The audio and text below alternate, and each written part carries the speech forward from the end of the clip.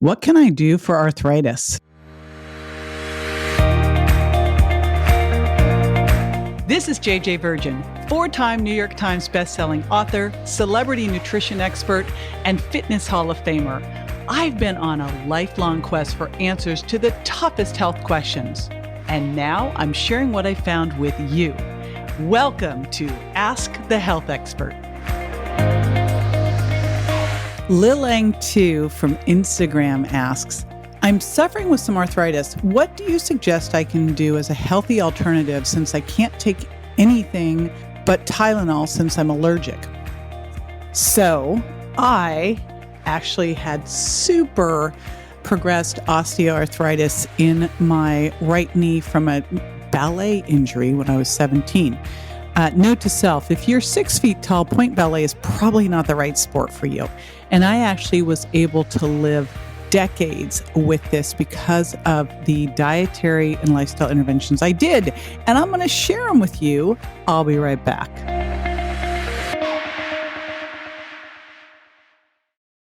This episode is brought to you by Redfin.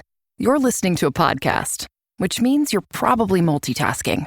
Maybe even scrolling home listings on Redfin, saving homes without expecting to get them. But Redfin isn't just built for endless browsing. It's built to help you find and own a home.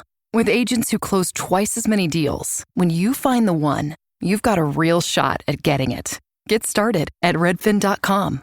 Own the dream. All right. So there's so much that you can do to kind of quench the fire of arthritis. So let's go through these different things that you can do.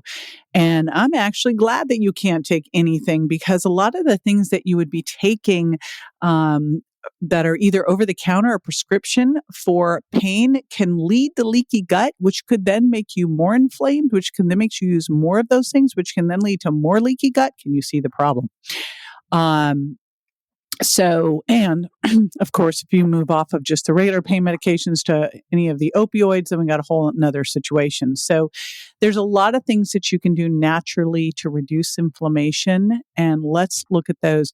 Obviously, the very important thing here is to get to your ideal weight and your ideal body composition, because you don't want to be carrying extra weight and putting extra stress on those joints. So that's the first thing, is get your ideal weight. And when I say ideal weight, I'm really talking ideal body composition, which for women is somewhere probably in the 18 to 22% body fat range. I know they've taken it up higher, but I still am one. I like people to be lean, because that body fat releases its own inflammatory hormones, cytokines. So we don't want that. And for men, that's somewhere in the 10 to 15% range. Of course, you'll probably hear higher is okay on both of those, but I would prefer to have you a little bit leaner. It's just better. All right. So that's the first one. Now, the second one is, and if you're probably going, yeah, well, easier said than done. Well, this is where, the Virgin Diet, Sugar Impact Diet, my fitness programs, good sleep, all those things can come into play. And I've been doing a lot of podcasts and questions on how to figure out all the things that could get in the way of you losing weight and help you not gain weight. So the next thing is to uncover your hidden food intolerances by doing the Virgin Diet. Here's why this is important. If you're eating foods that don't work well for your body, and that's generally due to leaky gut and generally due to stress, different medications, gluten, fructose, things that can disrupt your gut microbiome, this can cause low-grade inflammation. So I've seen people who've had chronic arthritic pain disappear when they've gone on the Virgin Diet and figured out which foods didn't work for them, that it reduced that inflammation so much that they were able to totally function. So let's avoid that one. Let's figure out right now if that's the elephant in the room, right? So go through the Virgin Diet, figure out if you've got any foods that aren't working for you, that are creating an inflammatory response. Next one, let's look at some of the things that you can also include in your diet that will help reduce inflammation. So fish is super important, cold water, wild fish. And I would also recommend taking fish oil, like 2 grams a day. Foods using the spice turmeric, because of the curcumin compounds in it, but I'd also recommend taking a good curcumin supplement because it's hard to absorb and you're not going to get enough from that food.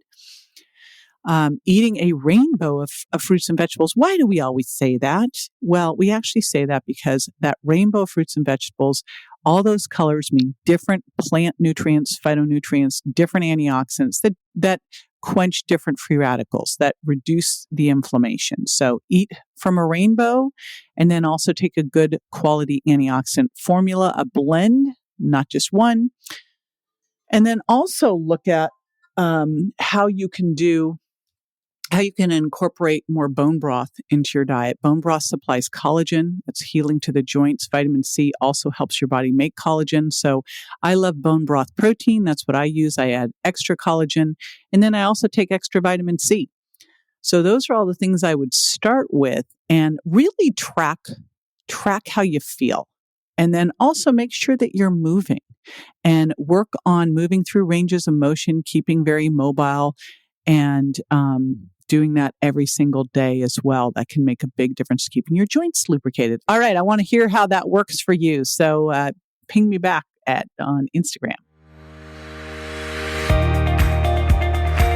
This is JJ with Ask the Health Expert. I do this 5 times a week, so make sure you never miss a show by going to subscribetojj.com.